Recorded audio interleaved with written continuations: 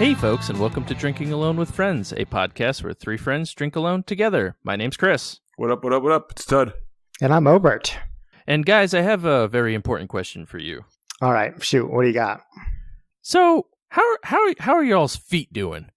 Pretty good. Weird question. I got 10 toes, no bunions, no blisters. They're dry, they're warm. I mean, basically, I wasn't thinking about them, which is really what you want in your feet, I guess. Yeah. I mean, mine are in slippers, I guess. Oh, okay. That's like the pajamas of the feet. Really are. Yeah. So how are your feet doing, Chris? No, they're fine. They're doing great. Oh, cool. No, cool. Okay then. All right. Yeah. Welcome to Drinking Alone with Friends. Six good feet here. 6 good feet. I'm just curious. I just want to know what you guys use to protect your feet. I guess that's more of where I'm trying to go with this. You mean like shoes? Or boots, or whatever. No, actually, it's funny that you asked that because I realized the other day, I don't know if it's the fact that I'm just like getting older or the fact that I moved to Montana or whatever, but I'm like, I've spent so much money on boots since I moved here 2 years ago. I'm like, I was trying to add it up. I'm like, I probably bought, if you count ski boots, which are expensive, but I'm like, I've probably spent like $700 on boots since I moved to Montana, buying like 5 pairs of boots. Are you wearing boots all the time? I am. I wear steel-toed boots at work. Just 2 days ago, and maybe this is what prompted you to ask the question, Chris. But I just bought. I was texting the co-host saying, I just bought a pair of muck boots, and I expected them to be like $25. They were like $125 to $200 something for like the super weather-resistant pair. Now, For those of us who don't know, i.e., me, what is a muck boot? A muck boot is something you would wear when you're mucking. Okay, next question. What is mucking? Like shoveling poop out of a horse stall, or like walking around a muddy riverbank and your feet get stuck in the muck. Like that's mucking. So I thought muck boots were like, they're just basically like neoprene lined rubber boots. And I thought like, okay, they're glorified rain boots. How much can they be? Like $25, $30? The reason I bought them is because, with popcorn, apparently my partner in crime here, I'd taken her out in the winter. We got about, 2 feet, 1.5 feet of snow on the ground around here. I want something I could slip on and off without having to tie up my laces while she's trying to lick my face. So that was the inspiration to buy these boots. So could you not have just bought rain boots? Also, I'd like to point out that thank you for announcing that you do not, in fact, own a horse, and this is why you had to get muck boots. But yeah, I guess I stole the punchline from that one. But no, I did not buy a horse. I just have to take a dog outside in all kinds of crazy Montana winter weather conditions. Mm. So rain boots. Rain boots, but these ones are. Hang on, I got the receipt right here. These are the Sub-Zero Mid Bulk Sport Edition. So they're rain boots made for the cold. Yeah. This says on the receipt -40. So I don't know. So that's how good these boots are down to. So now for -40. Now my winter boots that I have, maybe this could have helped you save some cash. But then again, I don't know how much these boots cost because they were a gift. But my winter boots don't have what are those things called that tie your shoes together? Laces? Strings? Yeah, laces. Strings. Shoe strings. Shoe rope. My boots don't have shoe rope. They have zippers, shoe zippers that just zip up. Yeah. So you could have also invested in just a pair of those and saved yourself probably at least a few shekels. Yeah, they had a couple pairs. Fortunately, the ones I got were 40% off. So I was pretty happy with that. I only ended up spending $75 on them. But I was at Murdoch's. Have you guys ever heard of Murdoch's? Do you know what Murdoch's is? Nope. No. It's like we have Agway in the Northeast as like your kind of farm store, I would say. Or like tractor supply company. This is like a Western version of that. So it's imagine that, but like lots more cowboy boots and cowboy hats and horse supplies. Way more mucking supplies. Way more mucking supplies and horse food and tools and gun related accessories. It's just basically like if you own a farm, it's Walmart for farmers in the West. So Walmart. No, Walmart doesn't have. You got to go to a Murdoch's, I think, to really get the full experience. But it's like it's Walmart for cowboys. Have you been, on an unrelated note, but on a boot related note? Have you been to Boot Barn? Oh yeah, that's where I bought my steel-toed boots for work. Okay, that's where I bought my cowboy boots. Was at Boot Barn. Oh, in Texas? Yeah. They don't have. I don't think I own boots. I don't think I own boots at all. That's crazy. I'm looking over at my shoe rack right now, and I'm looking at 5 pairs of boots. I have a lot of boots. I have 3. Yeah. I have a pair of duck boots from LL Bean, my winter boots, and then my brand new cowboy boots, which are fantastic. Yeah, those are classy. You know, I think I can't buy cowboy boots because I would just be a poser. I don't think I've earned cowboy boots yet. Until I've been on like if I have a reason I need to go on a horse or like muck a stable or just be around horses in general, then maybe I can justify buying cowboy boots. But I feel like too much of a poser. They're really comfortable. Yeah. So if you want just a nice, comfortable pair of boots, can never go wrong with a pair of Ariats. Okay. I'll keep that in mind. I was just going to say, I feel like it would be if I lived in Montana my whole life and then moved to Connecticut and bought like a Tom Brady jersey and a Boston Red Sox ball cap and had never rooted for either team. You know, like that's kind of what I'm trying to say. So you're really just calling me a poser. Like every Patriots Red Sox fan. Yeah, first of all, I am a Red Sox fan, but I'm not a Patriots fan. I will never buy a Tom Brady jersey. Sure. But yes, I think you're calling me What if he goes to the Cowboys? That'd be a very strange turn of events, and I wouldn't like it. Yeah. But no. You'd buy his jersey in protest. Yeah, damn it, I'm buying it, but not because I want to. No, but with my cowboy boots, I feel like you're calling me a poser. Do you like country music? No. Okay. I think if you were going to a country show, like a country music festival or concert, and you had the whole cowboy hat, Well, I bought them as part of my Halloween costume this year because I had to go to a work shirt that's tied. Yeah, a little knot. I have all that because I had to go to a Halloween costume party for work. Okay, you had your red cowboy boots. Pulling no, them they're not red. Yeah, I know. I don't know how I feel about you Yankees wearing cowboy boots, but hey, I'm in Texas a lot of my time during the year. I know, but everybody knows. They're like, oh, look at that damn Yankee. I can tell. Do you still get called out ever, Chris, as a Yankee by strangers? Yeah, every once in a while. What's like the biggest tell? How do they know? Accent. The way I talk sometimes is the way that it is what gives it away. So yeah, but they I'm not proud of being a Yankee, so it's not like you still haven't developed the accent, which I find shocking. Yeah, it's one of those things. He probably turns it off when we're recording the podcast, and then when he goes to work, he's like, "Hey y'all." Hey y'all, watch this. Yeah, no, there's definitely sometimes I'll be talking, and if I'm talking with a bunch of like Southern folk, I'll like get a little bit drawlsy in there, but it isn't too bad. Or if I'm drinking, I get a little loosey goosey with it. But other than that, I don't know. It's harder to pick up an accent than I thought. Yeah, and I work with some folks with some heavy accents. So, well, let's see. Maybe we could get you slipping into that accent tonight after a few drinks. Ooh, okay. Yeah, why don't you lead us off on tonight's beer review? That was a transition. Obert really wants to get me talking Southern boy. There's a reason why we have Tud do the outro, because by that point you're too drawly. Yeah. All right. So I'm actually, again, this is one of those beers that I've been holding on to for a long time, but luckily it's a stout, so it should be fine. But this is Fort George Brewing's Waves of Silence Imperial Stout. So where's that out of? Fort George, is that out of New York? I believe it's Georgia. Oh. Oh, no, not even close.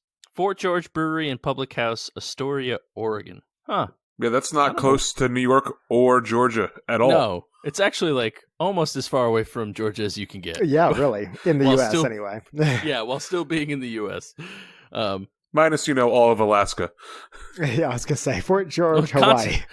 The lower 48. There you go. But this is something that we got from our friends over at Tevor like all those million years ago. So one of those ones I was hanging on to. It wasn't stout season when we got it, and then it was just one of those things that kept putting it to the back of the fridge, and I'm like, you know what? Tonight is the night when two become one. The head on this thing died down a little bit, so that's nice. But nice frothy head.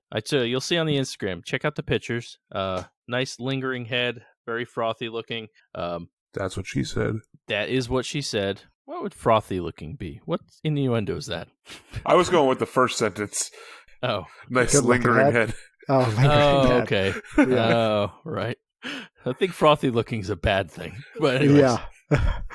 She was rabid. If it looks like that, you might want to consult a doctor. Yeah. So on the nose, I get a nice smelly beer. No, it's got a really solid stank to it.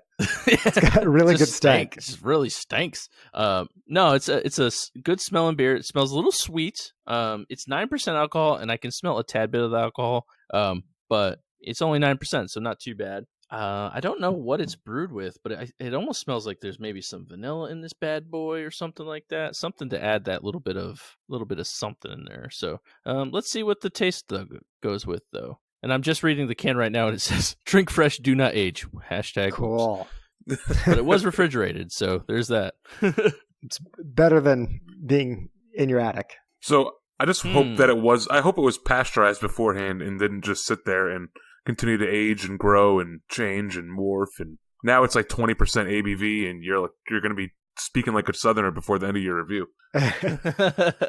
No, it's definitely, there's something going on in there. There's something going on with it, and I just can't pinpoint it with my tongue. Ringworm.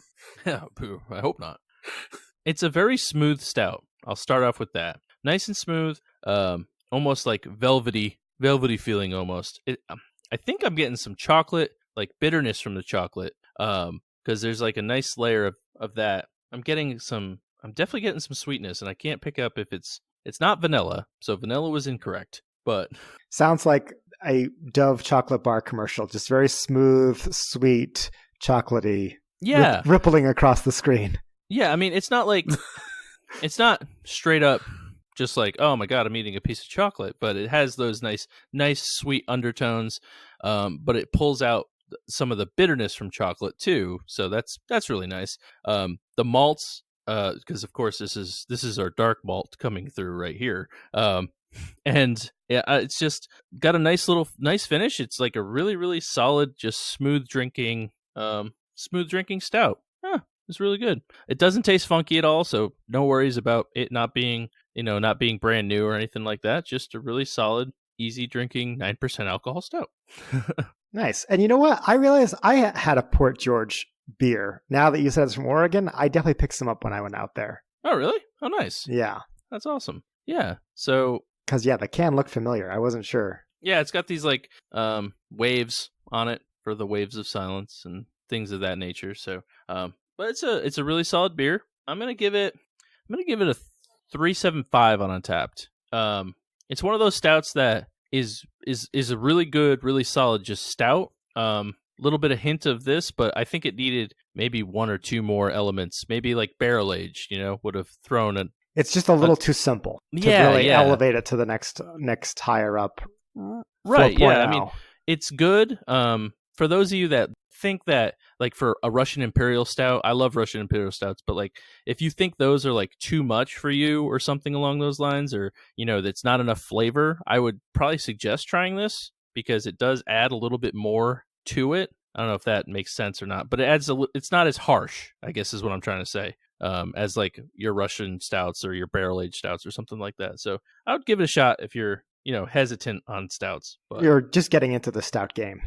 Yeah, there you go. It's a really good beginner stout, gateway stout.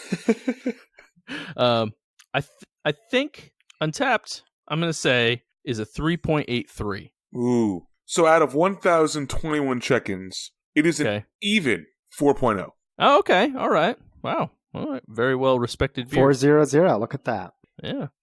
Yeah, I can see it. I can definitely see it. It's good beer. Wow, they actually, I don't know if they list this on the can, but on Untapped, they actually give basically the recipe. Like, they include all the ingredients that went into this beer. So it was brewed... Interesting. It was brewed on February 23rd, 2019.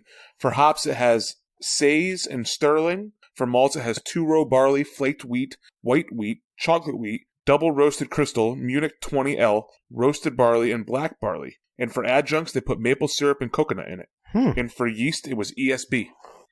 Well, I could see why they said not to let it sit, because I could see those maple and coconut flavors dissipating pretty quickly. Yeah, and actually, it's funny that you say coconut because I'm not a coconut fan, so I assume maybe it did just wash away.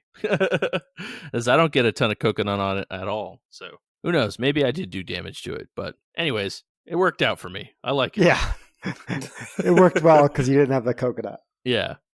You know, I have one bone to pick with you, Chris. You know, you mentioned that there's going to be a picture on the Instagram of this beer. Yes. And you never tell me and Todd when you're taking this picture of these beer reviews. We're always like in the background, like looking off in the distance, like scratching my head, like thinking about what I want to say next. And you know what? You're not letting my most charismatic self shine on the Instagram. That's all I want to say. I've gotten so many emails at my personal email address. Oh, wait. So I know about the one that Tut isn't on. Right. Now there's one that you both aren't on. That say they want candid shots of the group. So Tut, I think this means we need to get an email address without him. Yes. No, that's not allowed. That's not allowed. We definitely should. As the CEO of DAWF Podcast Inc. We'll negotiate this off air. Yeah. If you're the CEO, we can make Obert the chairman of the board, and I'll be the president. And now we're at a stalemate. Owner and CEO, and I'm the majority manager. Stakeholder. So yeah, I don't know. I'm whatever is the. I'm the grand poobah of. And I'm the great grand poobah. Oh damn it! I didn't even think about that. And I'm the great grand poobah. That's the great grand poobah.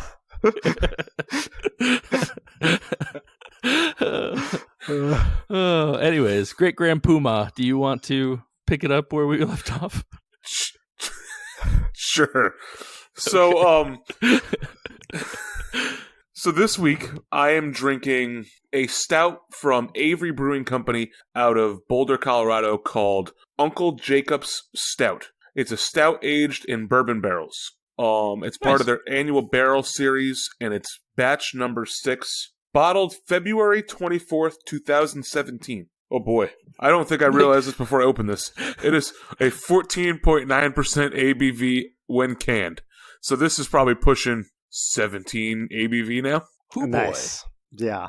So I'm reading the story on it, and it's basically named for the head brewer's 6th great grand uncle. I don't know how you have a 6th great granduncle, but that is him, and he's the first distiller of bourbon. Interesting. Ever. Wow. Ever. 203 years before they began brewing their beer, he was the first ever brewer of bourbon in Bourbon County, Kentucky in 1790. And what was his name? Uncle Jacob.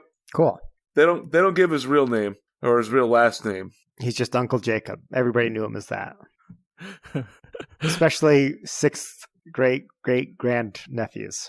Yeah, apparently. Uncle Jacob of Bourbon, Kentucky. Yeah. So on the nose, all I smell is bourbon.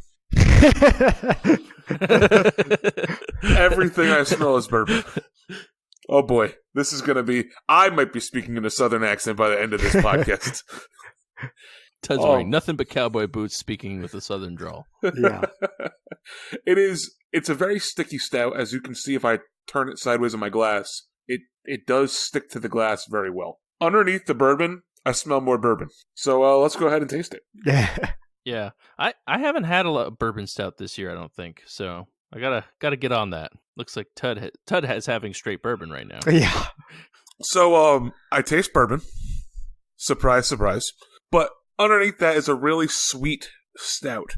I get hints of maybe some chocolate, but very, very little. That's probably the sweetness. So so definitely sweetness of chocolate, and then pretty much just a plain old bourbon stout. So you get the bourbon flavor. Do you get the bourbon burn?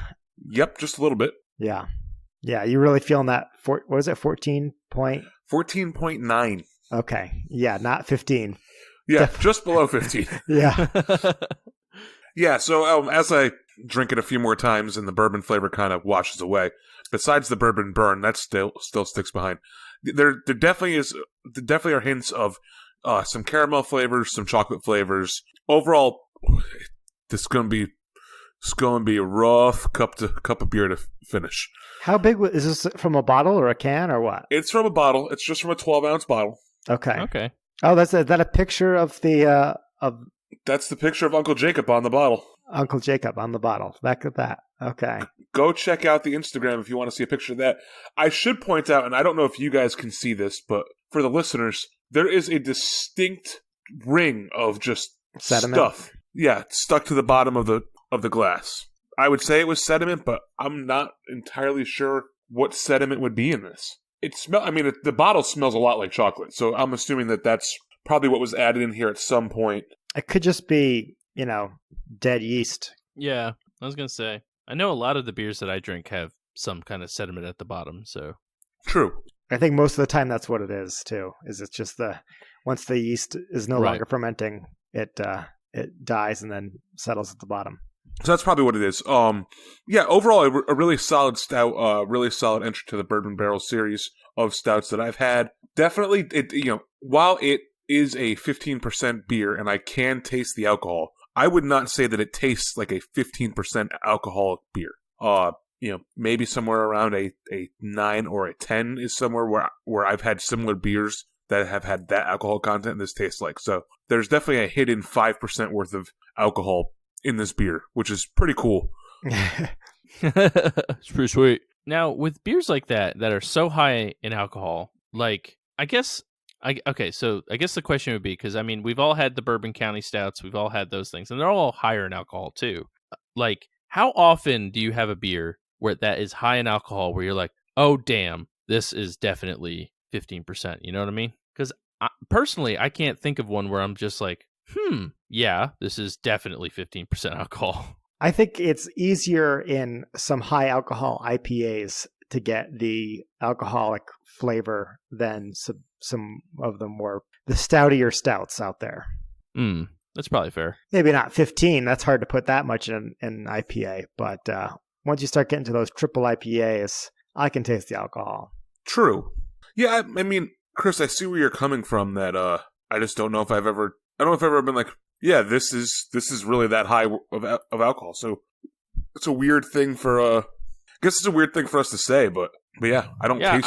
I was just curious, because I think the last time I had one that was like that, it was like Sam Adams Utopias, which that's hardly a beer. Yeah. Yeah. That's like a port or something like that. Just, really? it's a little different. Yeah. Now, Tud, you said that this beer was bottled in 2017. Correct. How long have you had this thing? I bought it last winter, and I've been meaning to bring it to the podcast ever since. And I just kept on forgetting about it.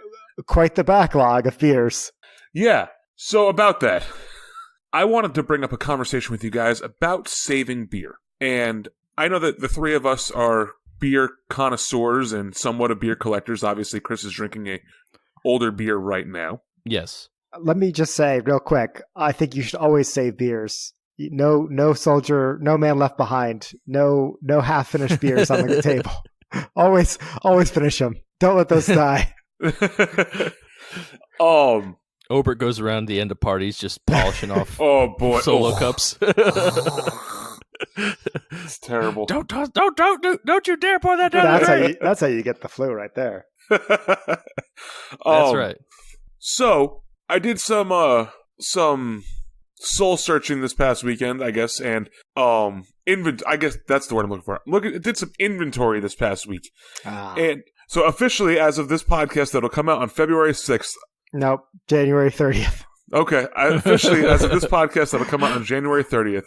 I am announcing here and now, I am not buying another single beer to bring into my household for all of 2020. Holy crap. I don't believe it. You know what? We talked about New Beer's resolutions, and how yours last year was to kind of whittle it down and drink 2 for every one you bring in. You're saying 0 in. 0 in. All out. All out. This could become a problem come like June or July when I run out of IPAs, but this is my goal as of right now. Yeah. Well, so if you have like no White Claws for the summer, I mean that's a problem. That doesn't count as a beer. Okay. Just gonna supplement with the claws. What if Witch Meadow from Fox Farm goes on sale, or there's like a crazy exclusive? There's like triple sunshine collaboration with Treehouse. Yeah, this is gonna be tough. I don't know if I'm gonna be able to do it. I think it's an interesting challenge that I have, but I've got enough beer that I think is capable of lasting me all of 2020. So I'm going to try it. Now, granted, like I said, come the middle of summer, when I run out of IPAs and I run out of sours and all I have left to drink are stouts, I feel like I may be in a little bit of trouble. Yeah, that's why I think you should come up with like a penalty, not like you do it and you lose. You bring one in and you lose. Just like figure out a way that you can, because there's going to be extenuating circumstances, and I don't want you to give up. You know what I mean? I think you can do this. I have faith in you. But you gotta come up with a penalty for if you're at a party and you brought a 6-pack and you only drank 4. You know. Yeah, I guess. Well, I mean, I can always leave those behind. That's true. For the person hosting the party, but like I said, the only thing that I think I would encounter is that in the middle of summer, most of my beers that I have saved are stouts or porters, and I think the struggle is once it becomes warm, who wants to drink a stout or a porter? Right. Now, like I can coast the rest of the winter, this winter and next winter, and be just fine. So you took an inventory. Do you have a number? I do. I don't feel comfortable sharing that on the podcast. I was going to say that. Tud doesn't want to get robbed. Well, I mean, you got to think about it. So, think about this. Like Tud drank 650 beers last year, right? 650 distinct beers last year. Yeah, I mean, tasters and that type of stuff. I wouldn't say. Right. So, and that doesn't count duplicates or, I bought a 4-pack, so I'm going to finish the 4-pack, or I went to Trillium, so I'm going to have Trillium on the podcast 15 times. But, all this stuff. So you got to just think about the amount of beers that he has. I'm envisioning just like him opening a room and having like, for the Harry Potter fans out there, when he opens his safe at Gringotts the first time, and it's just like a big, huge wall of money. And I'm just like, I mean, you're close. I have a closet. I'm imagining that he has a closet, and then there's like a small hidden door in the back of the closet, and then opens like another full room of beer. Yeah, Caitlin's like, for some reason the floor plan of this house doesn't match the outside. It's really weird. Yeah, I was like, don't worry about it. Did you mention? No, I didn't think there was a beer vault. Why did you say beer vault? It doesn't ring a bell. All right. Well, good luck, Tud. That's gonna be tough. So this was also a call to the listeners. I want to know: do they also collect beer like this, and do they have an inordinate amount of beer saved up in their house? And what do they do to get rid of it? Or what do you guys do? Yeah, write us in. You know our address. That would be dawfpodcast@gmail.com. That's right. That's the one. # follow the email. And so, to conclude this review, now that we've gone on for way too long, I like this beer. I thought it was good. I'm going to give it a 4.0. Definitely better than the beer that we had last week with the Sierra Nevada 40. I would drink this over that if I saw this on tap at the bar. It's not the best bourbon barrel beer I've ever had, but at the same time, solid entry. Maybe in 2021, if I saw it on the shelf, I'd buy it. And then you'll save it for our episode in 2024. Perfect. You'll hand it down to your son on his 21st birthday. Your as yet unconceived son. Yeah, just be like, hey, I bought this for you before you existed. Here you go. There you go. And for Untapped, I'm going to say 4.02. Well, actually, this one comes in pretty high. It's a 4.35. Oh, wow. Wow. Yeah, Damn. That was very high. That is one hell of a beer. really. Yeah, very That's crazy. cool. I'm looking at it, I went to go check it in, and I see a lot of people posting that it gives them a reminiscent flavor of Bourbon County, which I can definitely see. I mean, this tastes like a standard Bourbon County beer. So And if anybody knows, it would be Ted. well, I was going to say, you've really been going through these bourbon barrel-aged beers here. Speaking of Bourbon County and backlogs, we've got a whole bunch more, boys. Oh, boy. It's gonna be the middle of August, and this week I'm reviewing because I have nothing else left. Bourbon County. Well, important question: what if somebody sends you beer? That's a loophole. I'll allow it, I guess. Like I'm not buying any more beer to bring into this house. However, I will hand Caitlin a $50 bill, and I won't open the bag until she's entered the beer cave. No, well, and like I said in that, the only thing I'm going to have an issue with is the summer. I think that other than that, I can get, from October to March, or the end of March, I can get by with what I have. Maybe even a little bit of April. But once it starts to be 60 degrees and up consistently, drinking these heavy bourbon barrel aged beers is tough. Yeah.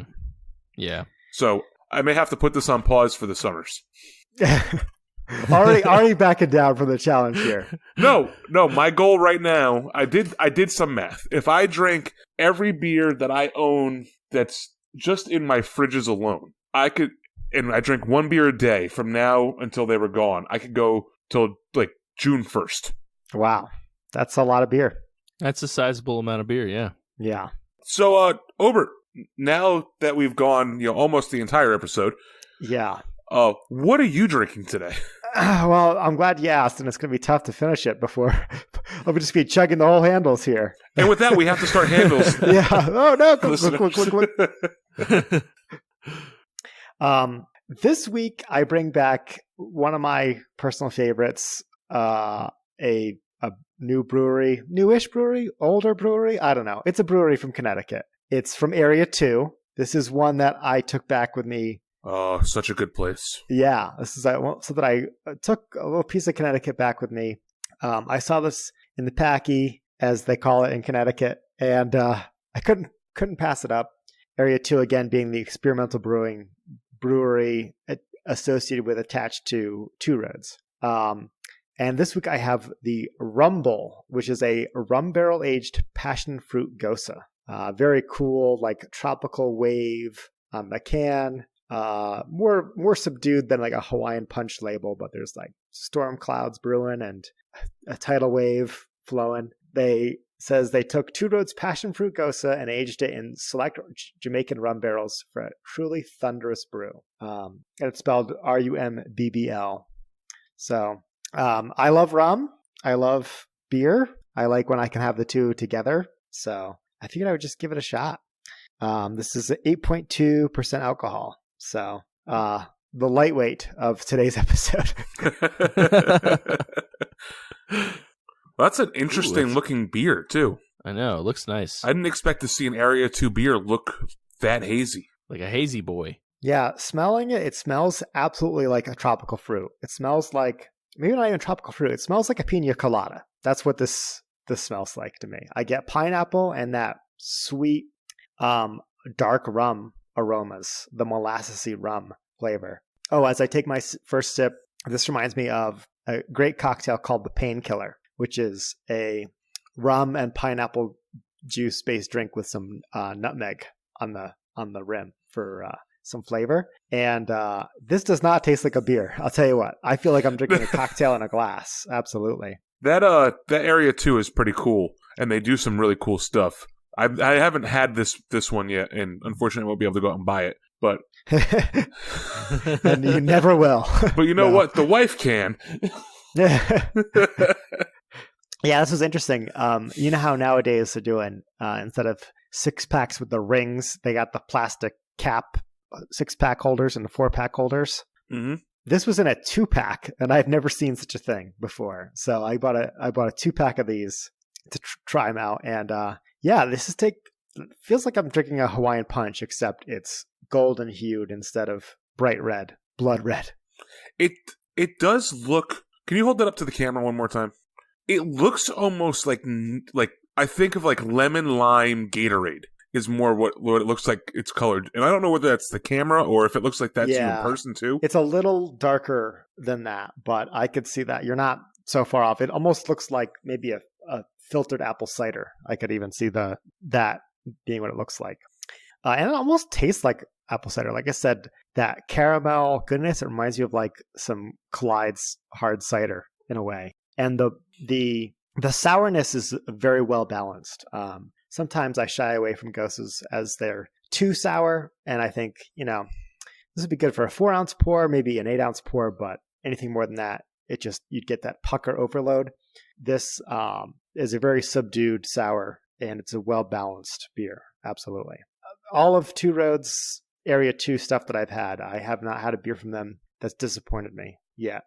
I wouldn't want to age this any longer than I have. I think it's best fresh, but it's absolutely delicious. Even though it's only in the low 20s here in Montana, I feel like I'm on a tropical beach somewhere. That being said, I'm going to give this, and I think this is a little bonus because it is such a unique, unusual beer. This gets a 4.25 from me. Ooh, nice. That must Very mean nice. It would be like a 4.75 to Chris and I. Yeah, this is like on the new Untapped scale. This is a 4.4. Oh wow! Ooh, damn. Yeah. This is really good. That Area 2 place is fantastic. I mean, it's got to be one of the more unique breweries I've ever been to in my life. They're just doing so many weird things there that it's just awesome. It sounds like, and correct me if I'm wrong, but it sounds a very, very similar to like the Funkatorium. It definitely is. Very similar. I wouldn't say that they're not as good as the Funkatorium yet, obviously, because they're still new. They haven't even been open a year yet. But they've been open for a year, right? No, I think I went last March, and they had only been open for like 2 weeks. Okay, so we're coming up on a year, closing in on a year. So they haven't earned their funk yet. They're still developing their funk. They're just a notorium.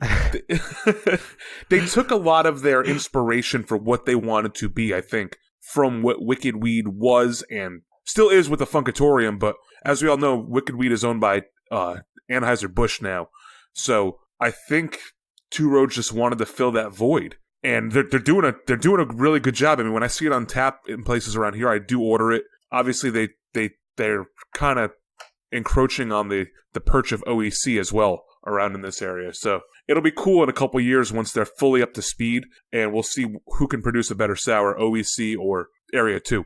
Yeah. And if you want to hear more about OEC, Area 2, Funkatorium, dive into our back catalog, as we've talked about all these breweries extensively before. Yeah, or subscribe and wait till the summer when I have nothing else to drink but OEC sours, and I have to review those. And they'll be back. Yeah.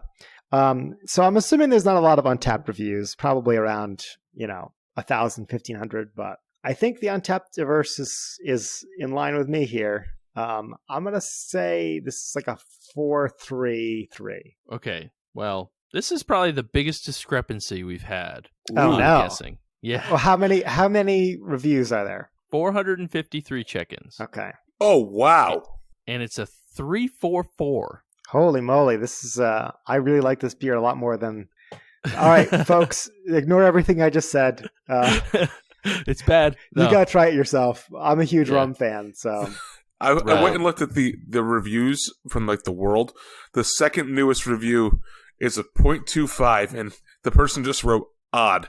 It's definitely odd, but I like fair. it. Yeah. Yeah. No, that's definitely one of those beers that I don't think you're going to get universally loved just because of how bizarre it is. That's a good point. And I should have taken that into account. I kind of figured though that like the people who would reach for it would be the people who would like those flavors, kind of self-selecting to a little higher demographic here, but just, off the podcast here, did we mention that this was aged in Jamaican rum barrels? Yeah, I did. Okay. Yeah. But did you mention that it's their passion fruit goza that anybody can buy off the store? I did say that too. I must have just passed out in the middle of this fucking review. Sometimes it's tough. It's tough. I miss stuff all the time on your guys' beer review because I'm like trying to think of what I want to say and ask you guys and all that. You know, we could also just leave this in because this could just be the 15% ABV beer hitting me in the face. That could be it too. One thing I wanted to add to close this review out is just from the side of the can, it says here that it's pleasantly tart with tropical fruit notes balanced by hints of oak, vanilla, and sugar cane from the rum barrels. And that's a big check for me. So I think that's why I like it so much. And having read that, I completely taste all those and really like that flavor combination. I do want to try to get more into rum as well. I don't know how to do it. Rum's never been really my thing. But like you seem to like rum a lot, and I do. I'm jealous of your love of rum. Yeah. Well, I mean, we had a crash course of rum. I know Chris did in the Dominican. Yeah. Yes. Yep. Emphasis on crash course. I mean, I drank a lot of vodka during that trip, but oh, did you? A lot of you who got a crash course in rum, I kind of stayed away. Oh no, Yeah. I definitely drank more rum in that 1 week than I did like my entire life. Yeah, before or after. Right. Since then as well, yes. he got his lifetime amount filled in with 1 week. It was totally worth it though. So much fun. Yeah, well, maybe we'll have to do that as a segment sometime, Todd. Me and you will have to do some kind of a rum collab review. Ready when you are. Yeah, let's do it. I didn't say I couldn't buy booze. Ooh, got the little there you go. sneaky back door. And I'm always going to encourage other people to crack open that liquor cabinet other than me. So We'll do a rum episode. We'll all do a rum episode. ooh, myself I like too. that. You know what? Maybe as the weather starts getting warmer, spring Right. break. So that's our spring break episode. How does that sound? There we go. Yeah. A rum extravaganza, if you will.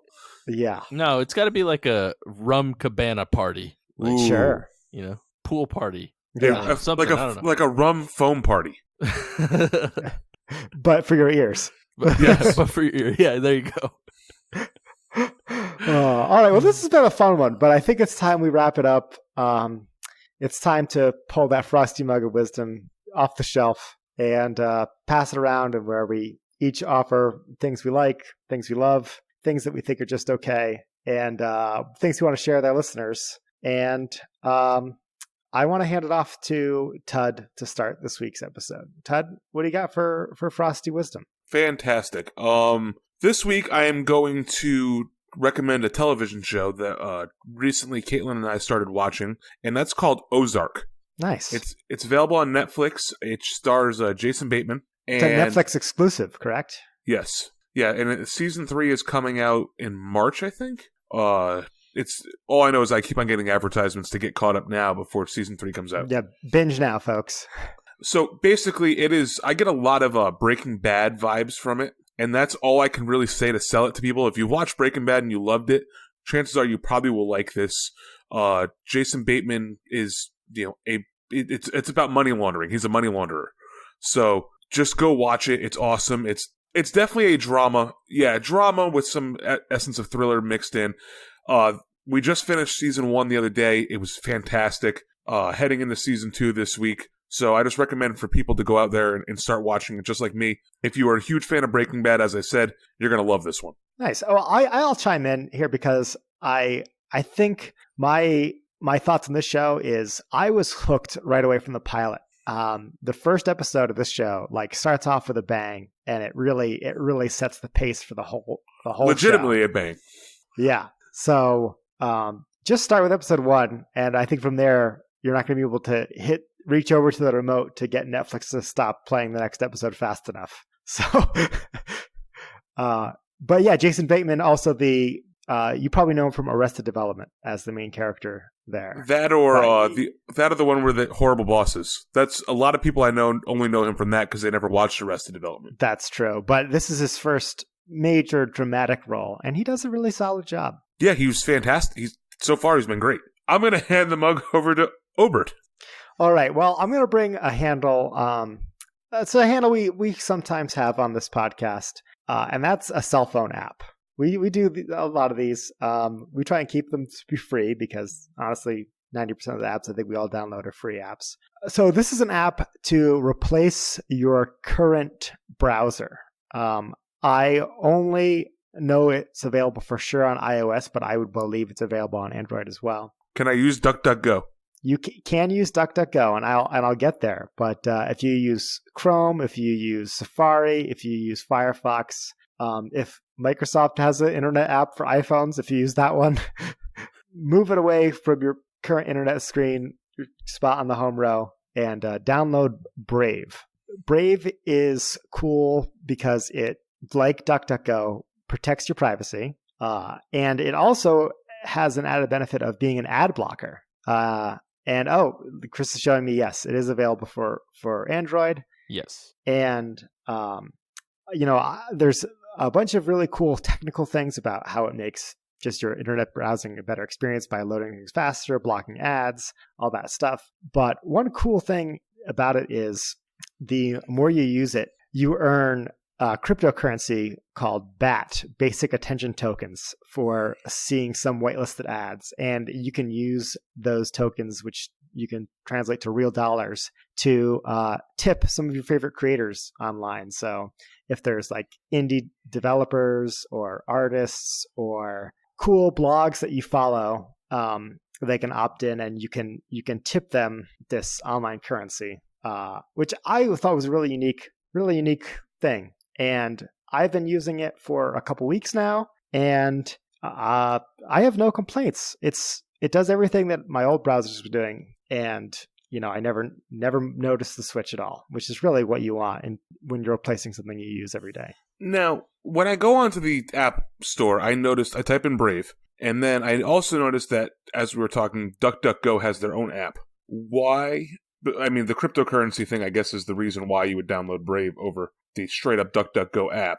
Yeah, I don't know too much about the DuckDuckGo app, but I do know that when you open Brave, and this is what I was trying to get back to earlier, is it first thing it asks you is what you want to set as your default search engine, and you can choose DuckDuckGo right up top. So it's very open and very much like, if you download Brave, you'll be ahead of the curve. You're going to be the cool kid, and everybody's going to be like, oh, what is that internet browser? I'm so impressed.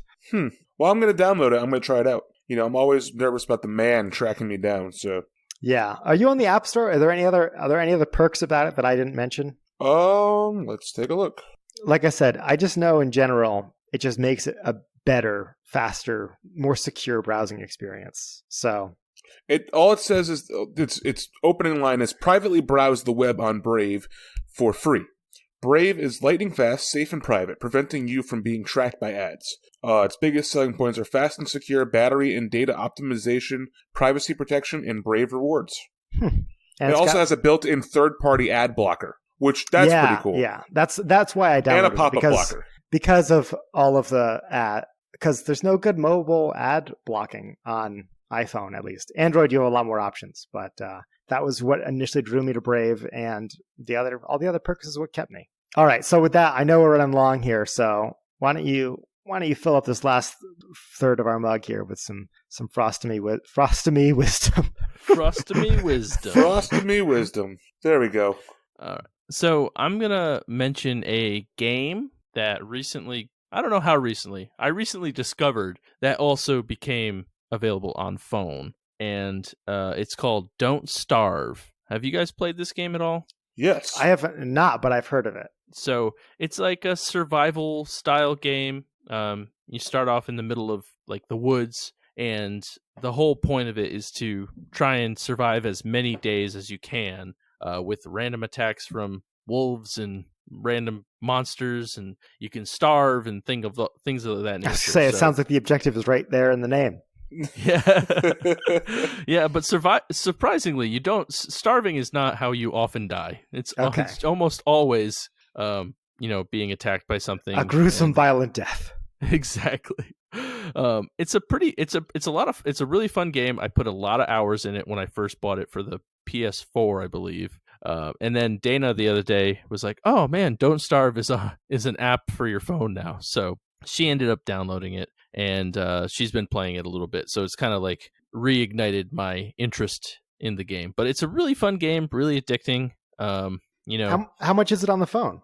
It's called Don't Starve Pocket Edition, and it's $5, $4.99. So that's not bad. No, not bad. No. And like you can get it on sale for if you really want to wait, you can get it on sale on Steam for cheaper than that, I think, during some of their big sales events. For the non-pocket edition. Right, for the computer edition. Yeah. So Dana bought it for her phone. Yes. And I'm always a little leery of games that started off requiring a controller or a keyboard and mouse and then transitioned to the phone. How is this game, how does it work optimized for your phone? Is it as seamless as playing it, sitting down in front of your TV, or do you have to does the game make some sacrifices to make it work for your phone? I personally have not played it on the phone yet, so okay, just keep that in mind. But it is I'm looking at screenshots of it now. There is like tapping. They like enlarge the toolbar on the bottom so you could tap more easily, I think. But Dana said she's gotten hooked on it and has been playing a lot. So, just keep that in mind for when you purchase. Don't starve in general. Just buy it. It's a great game. It's a great game. Very cool. And so with that, we'd like to thank you all for listening. We would like to thank the breweries that provided today's beers. I will go first with thanking Avery Brewing Company for their Uncle Jacob's Stout.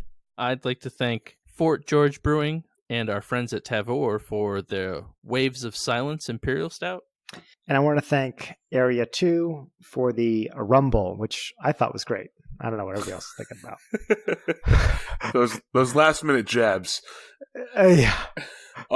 Make sure you head over to social media and follow us on all social media platforms at DAWF Podcast. Also, make sure you follow the email at dawfpodcast@gmail.com. Make sure you also head over to Patreon and become a subscriber. Just for as little as $1 a month, you can get a lot of extra content, as well as a spot in voting for the Mr. Oscars 2020 awards that we will announce the categories for next week. Also, make sure you head over to iTunes, give us a 5-star rating, and leave a comment. Also, when you see us post on social media, whether that's Facebook or Instagram, please make sure you're sharing that with your friends and with your friends group. That way, if anybody else is out there is interested in, beer, liquor, or just, in general having a fun time with 3 awesome dudes, they can just come check out this podcast. If you're not a social media person and you still listen to this podcast, just tell your friends. You talk to people. Tell them. Word of mouth is the best advertising that there is. Really. Yes. Just tell people about it. And so with that, my name's Tud. My name's Chris. And I'm Obert. And remember, if you're drinking alone, do it with friends. Yeehaw! Get a dog, little longy. I guess Chris is supposed to finish his beer. Yep. Ted, how's that high alcohol beer working for you? The rootness, stiffness, the whole Wild West. My southern accent didn't come out, but I do have cowboy boots, so maybe I'll just go start wearing them. Your southern accent didn't come out, but there are 2 Chris's and 2 Oberts on your screen right now. Well, at a minimum of 2.